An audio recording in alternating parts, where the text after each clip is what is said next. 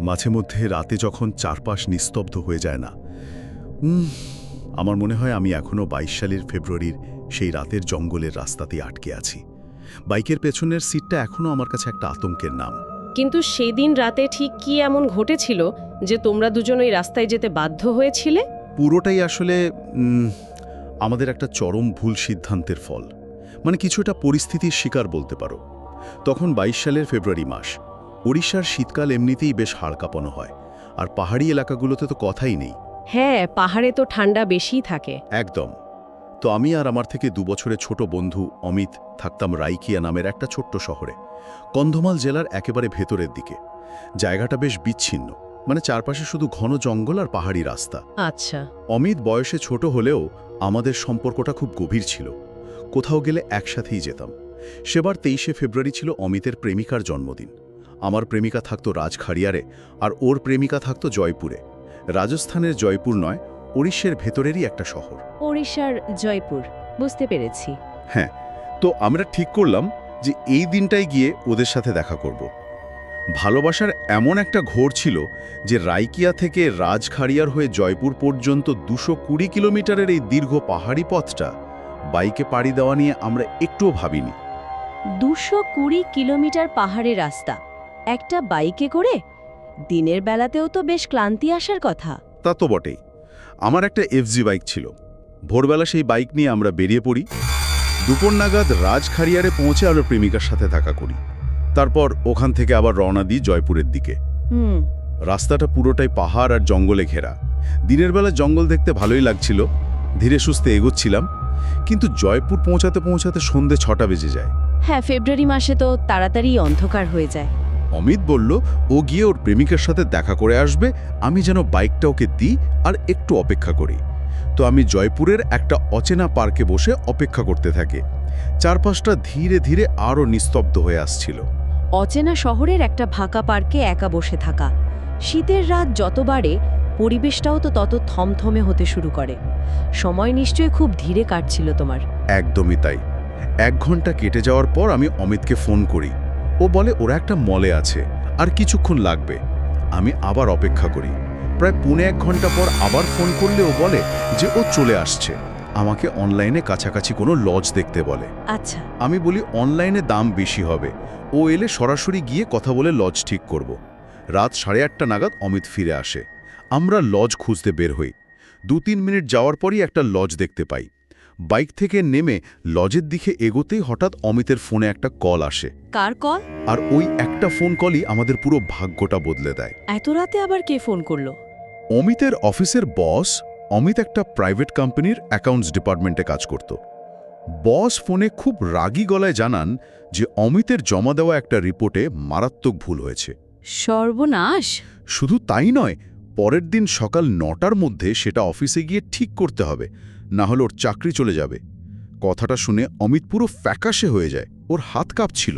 স্বাভাবিক, হঠাৎ করে এরকম শুনলে তো মাথা কাজ করবে না। ও আমার দিকে তাকিয়ে মরিয়া হয়ে বলে, ভাই, আমাকে যেভাবেই হোক কাল সকাল ৯টার আগে অফিসে পৌঁছাতে হবে। আমি ওকে বোঝানোর চেষ্টা করি যে এই রাতে এত লম্বা পাহাড়ি রাস্তা আমি কোনোদিন পার করিনি। তুই অফিসে বলে দে তোর শরীর খারাপ। সেটাই তো লজিক্যাল। এত রাতে পাহাড়ি রাস্তায় যাওয়াটা তো বোকামি। কিন্তু অমিত কোনো কথাই শুনতে রাজি ছিল না।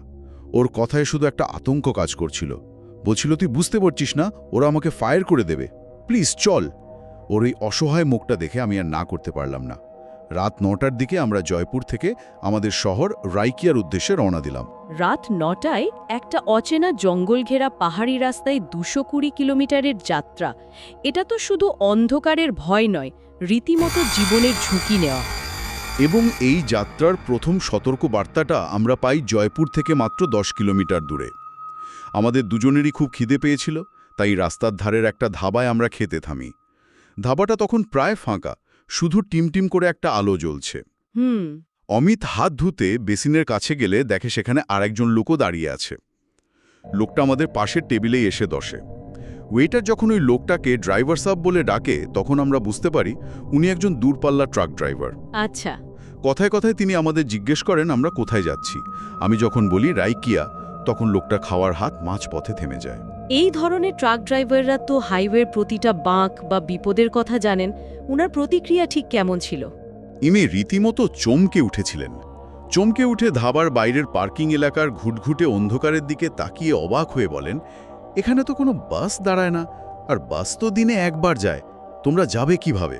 তারপর অমিত যখন বলে যে আমরা বাইকে করে যাচ্ছি, তখন ড্রাইভারের মুখের রেখাগুলো শক্ত হয়ে যায়। খুব গম্ভীর গলায় উনি বলেন, বাবা এক কাজ করো, আজ রাতটাই ধাবাতেই থেকে যাও, সকাল 6টা বাজুক, তারপর যেও। বাপরে!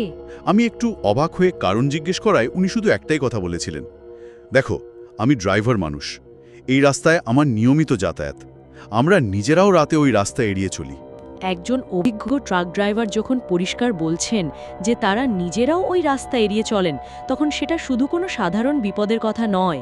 কিন্তু অমিত কি শুনল কথাগুলো? না, ওর মাথায় তখন শুধু অফিস আর চাকরি হারানোর ভয়। ও ড্রাইভারের কথায় কান দিল না। আমাদের মাথায় তখন শুধু গন্তব্যে পৌঁছানোর তাগিদ। এরপর আমরা ভবানীপাটনার কাছাকাছি পৌঁছাই। রাত তখন 12:15। উফ, 12:15। চারপাশটা শুনশান, কনকনে ঠান্ডা হাওয়া দিচ্ছে, রাস্তার দুপাশে বড় বড় গাছের ছায়া। হঠাৎ দেখি একটা পুলিশের পিসিআর ভ্যান আমাদের পাশ দিয়ে যাচ্ছে। একজন পুলিশ হাত নেড়ে আমাদের বাইক থামাতে বলে। এত রাতে নির্জন রাস্তায় পুলিশ দেখে তো বুকের ভেতরটা এমনিতেই কেঁপে ওঠে। হ্যাঁ, দুজন কনস্টেবল ভ্যান থেকে নেমে এসে বেশ কড়া গলায় জিজ্ঞেস করে আমরা কোথায় যাচ্ছি। আমরা যখন বলি রাইকিয়া যাচ্ছি, তখন কনস্টেবলরা নিজেদের হেড ইন্সপেক্টরকে গিয়ে সেটা জানায়। রাইকিয়া নামটা শুনেই হেড ইন্সপেক্টর নিজের সিট থেকে নেমে আসেন। পুলিশের প্রতিক্রিয়াটা কি তোমাদের একটু হলেও ভাবিয়ে তুলেছিল তখন? ভাবিয়ে তোলার চেয়েও বেশি অদ্ভুত আর ভয়ের ছিল ব্যাপারটা। উনি আমাদের দিকে এমনভাবে তাকালেন যেন আমরা কোনো আত্মঘাতী সিদ্ধান্ত নিয়েছি। উনি জিজ্ঞেস করলেন, এত রাতে এত দূর বাইকে করে কিভাবে যাবে? ওটা তো পুরো জঙ্গলের রাস্তা। তারপর তোমরা কি বললে? আমরা অমিতের অফিসের সমস্যার কথা খুলে বলি। সব শুনে হেড ইন্সপেক্টর যা নির্দেশ দিলেন, সেটা আমার মেরুদণ্ড দিয়ে ঠান্ডা স্রোত বয়ে দিল। উনি কনস্টেবলদের বললেন, ওদের বাইকের ছবি তুলে রাখো, আধার কার্ডে ছবি তোলো, তারপর যেতে দাও। দাঁড়ো, আধার কার্ড আর বাইকের ছবি, এটা তো কোনো রুটিন চেকিং নয়। এটা শুনলে তো মনে হয় তারা আগে থেকেই ধরে নিচ্ছিল যে তোমাদের সাথে খারাপ কিছু ঘটতে চলেছে, আর পরে তোমাদের শনাক্ত করার দরকার হতে পারে। ওই মুহূর্তে আমার ঠিক এই কথাটাই মনে হয়েছিল, যেন তারা মর্গের জন্য আমাদের পরিচয় আগে থেকেই নথিবদ্ধ করে রাখছে। ছবি তোলার পর পুলিশ আমাদের বলল অত্যন্ত সাবধানে যাবে। আমরা সেখান থেকে আবার যাত্রা শুরু করি। মাথার ভেতর তো নিশ্চয়ই তখন ড্রাইভার আর পুলিশের কথাগুলো ঘুরপাক খাচ্ছিল। একদম। প্রায় 1.5 ঘন্টা পর রাত 2টার দিকে আমরা নাড়লা নামের একটা জায়গায় পৌঁছাই। সেখানে গিয়ে দেখি রাস্তার মাঝখানে 25-30 জন পুলিশ রীতিমতো ব্যারিকেড করে দাঁড়িয়ে আছে। আবার পুলিশ?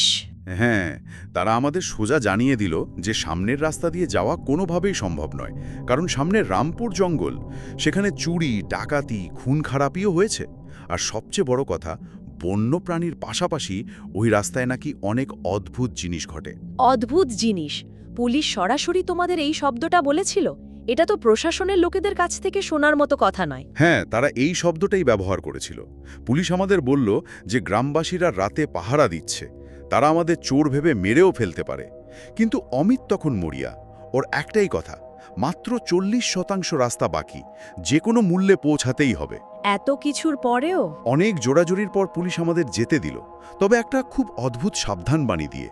তারা বলল, রাস্তায় যদি কেউ বা কিছু তোমাদের আটকায়, তবে চুপচাপ দাঁড়িয়ে পড়বে, পালানোর চেষ্টা একেবারেই করবে না। পরপর 3টে জোরালো সতর্কবার্তা। প্রথমজন একজন ট্রাক ড্রাইভার, দ্বিতীয়বার ভবানীপাটনার পুলিশ, আর সব শেষে নারলার চেকপোস্টে স্বয়ং প্রশাসন আটকাচ্ছে। এত কিছুর পরও শুধু একটা চাকরির ভয়ে তোমরা ওই অন্ধকারের দিকে এগিয়ে গেলে? হ্যাঁ, এবং ওই পুলিশ চেকপোস্ট পার হওয়ার পরই যেন প্রকৃতির রূপ সম্পূর্ণ পাল্টে গেল। হঠাৎ করেই প্রবল বৃষ্টি শুরু হলো, সাথে হাড় কাঁপালো ঠান্ডা হাওয়া। ওই ঠান্ডার মধ্যে বৃষ্টি? আমি বাইক চালাচ্ছিলাম, আমার পুরো শরীর ভিজে জবুধুবু। বৃষ্টির কারণে সামনের রাস্তা প্রায় দেখাই যাচ্ছিল না, শুধু হেডলাইটের আলোটা বৃষ্টির জলের উপর আছড়ে পড়ছিল। অমিত আমার পেছনে বসে আমাকে শক্ত করে জড়িয়ে ধরেছিল। প্রায় 6 কিলোমিটার ওই বৃষ্টির মধ্যে যাওয়ার পর অমিত পেছন থেকে চিৎকার করে বলল, ভাই থামা, আমাকে বাথরুমে যেতে হবে। আমি রাস্তা দেখতে পাচ্ছিলাম না, তাই বললাম, সামনে কোনো চালাঘর দেখলে দাঁড়াবো। আচ্ছা। আরও 1 কিলোমিটার যাওয়ার পর বাঁ দিকে গরুর একটা চালাঘর দেখতে পেলাম, সেখানে বাইকটা থামালাম। এমন একটা ঘুটঘুটে অন্ধকার জঙ্গলের রাস্তায়, তার উপরে হাড় কাঁপানো বৃষ্টি। পরিস্থিতি তো আক্ষরিক অর্থেই ভয়ঙ্কর। ভয়ঙ্করতার তখনও কিছুই শুরু হয়নি। আমরা বাইক থেকে নেমে চালাঘরের নিচে দাঁড়ালাম। আমি বাইকের 4টে ইন্ডিকেটর একসাথে জ্বালিয়ে দিলাম, যাতে এই অন্ধকারে কেউ আমাদের চোর বা বন্যপ্রাণী না ভাবে। হ্যাঁ, সেটা ঠিকই করেছ। অমিত বাথরুম সেরে এসে আমার পাশে দাঁড়ালো। কিছুক্ষণ পর বৃষ্টি একটু কমলে আমি ওকে বললাম, চল উঠে বস, এবার বেরোতে হবে। এই কথাটা বলে আমি যখন অমিতের দিকে তাকালাম, আমার মনে হলো আমার পায়ের তলা থেকে মাটি সরে যাচ্ছে। কেন, কি দেখেছিলে? আমার পুরো শার্ট, জ্যাকেট, এমনকি প্যান্টের ভেতর পর্যন্ত জল ঢুকে গেছে। শীতে আমার দাঁতে দাঁত বাড়ি খাচ্ছে। কিন্তু আমি স্পষ্ট দেখলাম অমিতের গায়ে এক ফোঁটাও জল লাগেনি, ও শার্টের একটা সুতোও ভেজেনি, ও সম্পূর্ণ শুকনো। বলছো কি, একদম শুকনো, এত বৃষ্টির মধ্যেও? হ্যাঁ, আমি পুরোপুরি স্তব্ধ হয়ে গিয়েছিলাম। আমি ওকে বললাম, কিরে, আমি পুরো ভিজে গেলাম, আর তুই এত শুকনো কিভাবে আছিস? ও কি বলল? অমিত কোনো উত্তর দিল না। খুব স্বাভাবিক গলায়, যেন কিছুই হয়নি, এমনভাবে বলল, আরে চল ভাই, বৃষ্টি কমেছে, এত তর্ক করছিস কেন? বলে ও বাইকের দিকে এগিয়ে গেল। আমি তখন এতটাই বিভ্রান্ত আর গন্তব্যে পৌঁছানোর জন্য মরিয়া ছিলাম যে আর কোনো প্রশ্ন না করে বাইকে গিয়ে বসলাম। মস্তিষ্ক তখন শুধু সার্ভাইভাল মোডে কাজ করছিল।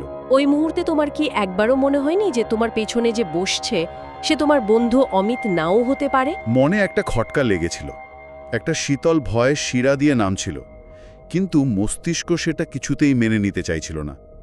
আমরা ওই চালাঘর থেকে 3 কিলোমিটার এগোতেই দেখলাম রাস্তার ওপর 10-15 জন গ্রামবাসী দাঁড়িয়ে আছে। তাদের হাতে লাঠি, টাঙ্গি, ঠিক যেমনটা পুলিশ বলেছিল। আচ্ছা। আমরা বাইক থামালাম। একজন গ্রামবাসী এগিয়ে এসে খুব অবাক হয়ে আমাকে জিজ্ঞেস করল, তোমার এত সাহস কোথায় পেলে যে একা এই রাস্তায় বেরিয়েছো? একা? হ্যাঁ, আমি বললাম, একা কোথায়? আমার বন্ধু তো আমার পেছনেই বসে আছে। লোকটা আমার বাইকের দিকে তাকিয়ে বলল, ভাই, পেছনে তো কেউ নেই, তুমি একাই আছো। কথাটা শুনে আমি পেছনে তাকালাম, আমার পুরো শরীর বরফ হয়ে গেল। তার মানে পেছনের সিট ফাঁকা, অথচ তুমি একটু আগেই একজনের সাথে কথা বলে তাকে বাইকে বসিয়েছো। হ্যাঁ, সিট পুরো ফাঁকা, অমিত নেই, অথচ এই 3 কিলোমিটার রাস্তায় ও আমার পেছনেই বসেছিল। আমি ওর অস্তিত্ব অনুভব করেছি, ওর ওজন অনুভব করেছি। উফ!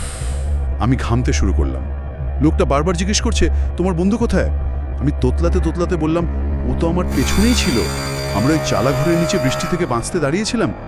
ঠিক সেই মুহূর্তে দূরে একটা গাড়ির হেডলাইট দেখতে পেলাম। কিসের গাড়ি? একটা টাটা সুমো গাড়ি আমাদের থেকে একটু দূরে এসে থামলো, আর আমি নিজের চোখে দেখলাম ওই সুমো থেকে অমিত নেমে আমার দিকে হেঁটে আসছে। একটু দাঁড়াও, অমিত সুমো থেকে নামলো, তাহলে এতক্ষণ তোমার বাইকের পেছনে কে ছিল? অমিত কাছে এসে আমাকে বেশ রেগেই বলল, কি রে, তুই আমাকে নারলার ওই পুলিশ চেকপোস্টের কাছেই ফেলে চলে এলি। আমি তোকে কতবার ডাকলাম, তুই এত জোরে বাইক চালিয়ে দিলি যে পুলিশও কিছু করতে পারল না। পরে পুলিশ এই সুমোটাকে পেয়ে আমাকে এতে তুলে দেয়। তার মানে অমিত নারলার পুলিশ চেকপোস্টেই থেকে গিয়েছিল, আর ওই বৃষ্টির মধ্যে চালাঘরের নিচে তুমি যার সাথে কথা বলেছিলে, যাকে বাইকের পেছনে বসিয়েছিলে, সে অমিত ছিল না? আমার তখন মনে হচ্ছিল আমি জ্ঞান হারিয়ে ফেলব। আমি অমিতকে আর কিছু বললাম না। ভয় পাচ্ছিলাম যে ওকে সব বললেও হয়তো প্যানিক করে ফেলবে, আর আমরা এই জঙ্গল থেকে বেরোতেই পারবো না। তা ঠিক। আমি শুধু শুকনো গলায় বললাম, ঠিক আছে, তুই বাইকের পেছনে ওঠ। আমরা গ্রামবাসীদের পেরিয়ে একটু এগোতেই আমি অমিতকে জিজ্ঞেস করলাম, তুই যে একটু আগে বললি তোর বাথরুমে যেতে হবে। ও কি বলল? অমিত খুব অবাক হয়ে বলল, ভাই, তুই কি বলছিস? আমি তো তখন থেকে পুলিশের সাথে ওখানে দাঁড়িয়েছিলাম। এই উত্তরটা শোনার পর তোমার মানসিক অবস্থা ঠিক কেমন ছিল? কারণ তুমি তখন নিশ্চিত হয়ে গেছো যে তুমি কোনো জাগতিক নিয়মের মধ্যে আর নেই। আমার মনে হচ্ছিল টেমনোর গলা টিপে ধরেছে। আমি বুঝতে পারছিলাম আমার বাইকের পিছনের সিটে অন্য কেউ বা অন্য কোনো অস্তিত্ব এতক্ষণ বসেছিল যে অবিকল অমিতের গলা নকল করেছিল। তারপর আমি শুধু বাইকের গতি বাড়িয়ে দিলাম। এরপর আমরা ডুমেটি বাঁধ পার হলাম। ওখান থেকে আমাদের জেলা আরও 38 কিলোমিটার।